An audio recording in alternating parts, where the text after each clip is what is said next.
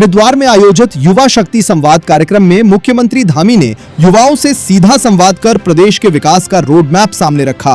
गुरुकुल विश्वविद्यालय के सभागार में आयोजित इस कार्यक्रम में युवाओं ने मुख्यमंत्री का गर्मजोशी से स्वागत किया और उनके नेतृत्व की सराहना करते हुए कहा कि धामी जैसा कोई नहीं।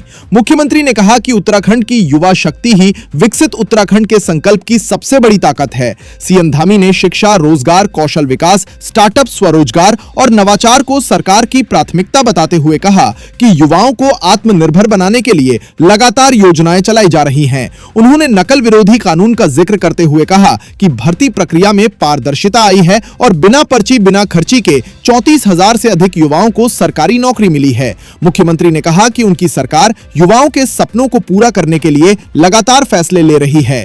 कौशल विकास कार्यक्रमों, मुख्यमंत्री स्वरोजगार योजनाओं, स्टार्टअप को बढ़ावा देने और होम स्टे जैसी योजनाओं के जरिए युवाओं को नए अवसर उपलब्ध कराए जा रहे हैं। सीएम धामी ने कहा कि उत्तराखंड के युवा सिर्फ नौकरी मांगने वाले नहीं बल्कि रोजगार देने वाले बने। इसी सोच के साथ सरकार काम कर रही है। उन्होंने कहा कि पारदर्शी भर्ती व्यवस्था, सख्त नकल विरोधी कानून और युवाओं के हित में लिए गए फैसले सरकार की प्रतिबद्धता को दर्शाते हैं। संवेदनशील हैं और हर क्षेत्र में उन्होंने प्रधानमंत्री बनने के बाद युवाओं को लगातार आगे बढ़ाने के लिए अनेक काम किए हैं। पहली बार देश में स्किल डेवलपमेंट का विभाग बनाया गया और इसका प्रावधान किया गया कि सभी युवा हर क्षेत्र में आगे आए। स्टार्टअप कल्चर को आगे बढ़ाया गया। आज भारत पूरी दुनिया का तीसरा सबसे बड़ा इकोसिस्टम वाला देश है और राज्य के अंदर भी चाहे वो साइंस हो, टेक्नोलॉजी हो, इनोवेशन हो, इसकी नई पॉलिसी हम लेकर आए हैं। राज्य में युवाओं को सरकारी नौकरियां बिना किसी पर्ची और बिना किसी खर्ची के, बिना किसी नकल के, बिना किसी भ्रष्टाचार की पारदर्शिता के आधार पर मिले, उसके लिए हम नकल का सख्त कानून लेकर आए और उस सख्त नकल कानून का ये प्रभाव हुआ कि 34,000 से अधिक नौकरियां उत्तराखंड राज्य में अभी तक बिना किसी भ्रष्टाचार के और पारदर्शिता के आधार पर यहाँ के युवाओं को मिली है और ये क्रम लगातार आगे बढ़ेगा।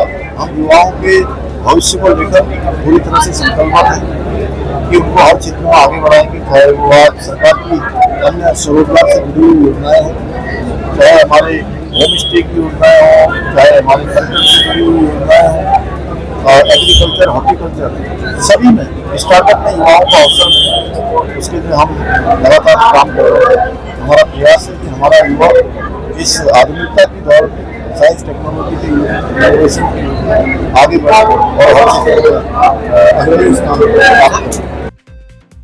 हरिद्वार पहुंचे मुख्यमंत्री ने संसद में सांसद पप्पू यादव के साधु वेश में किए गए प्रदर्शन पर भी प्रतिक्रिया दी। उन्होंने कहा कि साधु संतों की वेशभूषा और सनातन परंपराओं का राजनीतिक प्रदर्शन के लिए इस्तेमाल नहीं किया जाना चाहिए।